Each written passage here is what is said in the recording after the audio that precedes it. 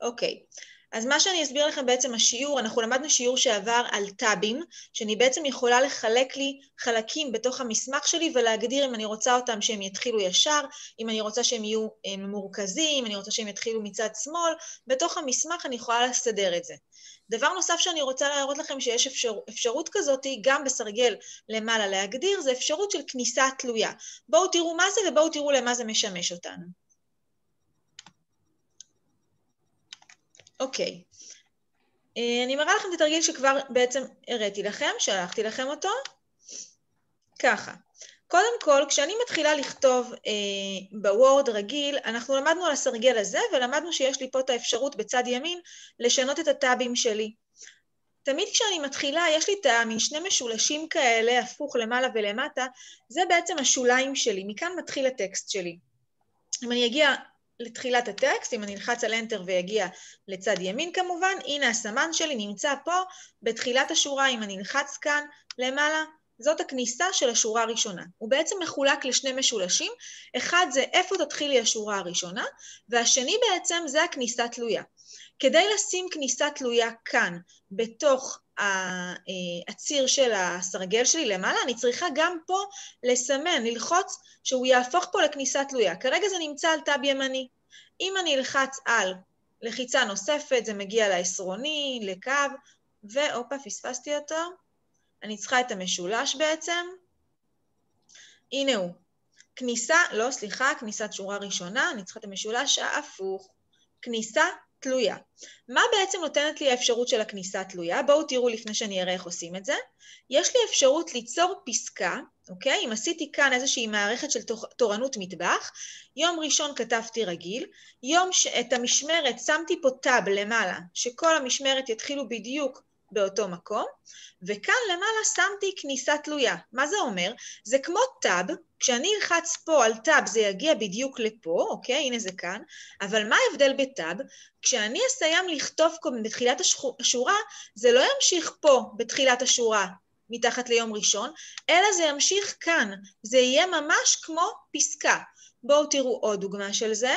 יש לי אפשרות ליצור כאן פרוטוקול מסוים, כאן אני יוצרת את הטאב שלי, הנה הטאב פה, הכל בעצם נתחיל כאן, אבל כשיש לי טקסט מן פסקה שאני רוצה שהוא יהיה מאותו מקום פסקה תתחיל ולא תמשיך לי בשורה ראשונה, אני בוחרת כניסה תלויה, אוקיי?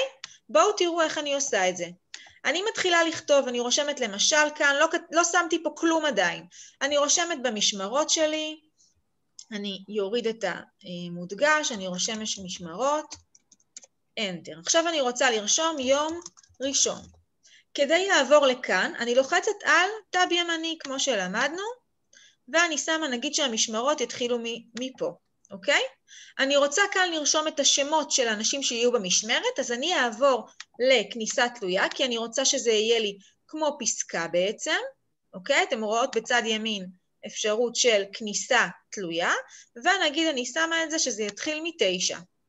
איך אני עוברת בשורה? כמו שלמדנו בטאב, אני לוחצת על טאב, הסמן שלי מגיע מיד לפה, מתחת לטאב שבחרתי, טאב ימני, ואני רושמת משמרת בוקר, נקודותיים.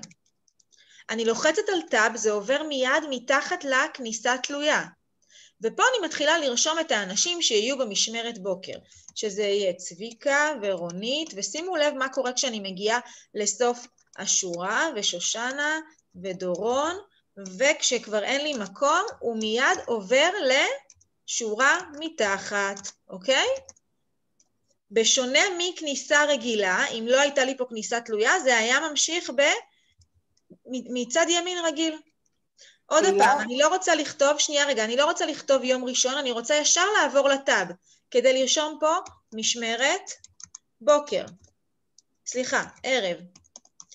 ועוד פעם אני לוחצת על טאב, זה מגיע בדיוק לפה.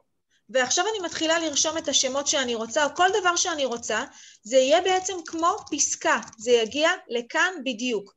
בשונה אם יש לי טקסט רגיל, אוקיי? יש לי פה טקסט רגיל, שימו לב, אין לי כאן שום טאב. אני מוסיפה רק, נגיד, טאב רגיל, נגיד פה וכאן, וכשאני לוחצת טאב אני כותבת פה משהו, וטאב אני כותבת פה משהו. אבל אם אני אמשיך לכתוב בשורה, תראו מה יקרה כשזה יעבור לשורה הרגילה, לשורה הבאה, זה יעבור לתחילת השורה. בשונה מכניסה תלויה, שבעצם יוצרת לי כאן פסקה שלמה. עד שאני רוצה לסיים את הפסקה הזאת, אני אלחץ Enter, ואני אגיע לתחילת שורה. אני אכתוב משהו טאב, אכתוב משהו טאב, ושוב פעם, כאן יש לי למעלה כניסה תלויה, זה יהיה בעצם מין פסקה אחת שלמה. עד שאני אלחץ Enter זה לא ירד. גם כאן יצרתי פה פסקה אחת שלמה, שהיא כולה מתחילה מאותו מקום. הנה הכניסה תלויה שלי פה. אם זה היה טאב, זה היה ממשיך בעצם, יורד לשורה הבאה בתחילת שורה, אם אני מסיימת שורה. אני לא רוצה שזה יגיע לתחילת השורה מתחת לאבי כהן, אני רוצה שזה יהיה לי מין פסקה אחת שלמה שתתחיל בדיוק באותו מקום. אוקיי? אז אני מגדירה פה כניסה תלויה, שזה בעצם ייכנס באותו מקום. עד שאני אלחץ על Enter, זה ימשיך לכתוב לי באותו מקום. ברגע שאני אלחץ על Enter, זה יעבור לשורה חדשה. טאב יגיע לכניסה תלויה שלי. יש שאלות? עד לכאן? אז רגע, הילה, בעצם הטאב התלוי, אני מגדירה אותו לפני שאני מסמנת במספרים בסרגל? תמיד להגדיר לפני, זה כניסה תלויה, זה לא טאב תלוי, תמיד להגדיר לפני. הגדרתי פה טאב ימני, הגדרתי פה כניסה תלויה, ואז התחלתי לכתוב, התחלתי לעבור עם טאבים, אחד אחד.